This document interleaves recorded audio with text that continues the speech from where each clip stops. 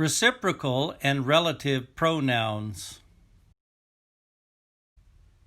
A reciprocal pronoun always refers to more than one person. A reciprocal pronoun identifies an action that was done by at least two people or things to each other. There are two reciprocal pronouns, each other and one another. Zach threw the ball to Kenzie, and Kenzie threw the ball to Zach. Kenzie and Zach threw the ball to each other. Zach gave Kenzie a gift for Christmas. Kenzie gave Zach a gift for Christmas. Zach and Kenzie gave gifts to one another for Christmas. Relative pronouns. A relative pronoun is a pronoun that heads an adjective clause. Some relative pronouns are who, whom, whose, which, that, where, when, why, and what. Adjective clauses add more information to a sentence. The relative pronoun who refers to people. Here is an example of a sentence. Students who are intelligent get good grades.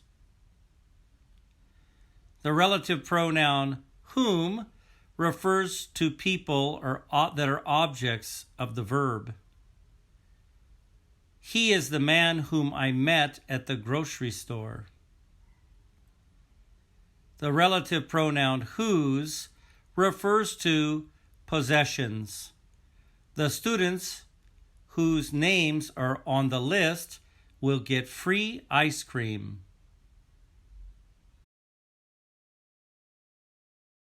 The relative pronoun which refers to animals and objects. Pizza, which most people love, is very tasty. The relative pronoun that refers to people, things, and animals. Eco-friendly cars that run on electricity help the environment. The relative pronoun where refers to places. An example, sign your name on all the lines where I have placed an X. The relative pronoun when refers to time. Dad remembers when there were no cell phones. The relative pronoun why refers to reasons. I would like to know the reasons why you like the Harry Potter movies. The relative pronoun what refers to things. I didn't see what you were talking about.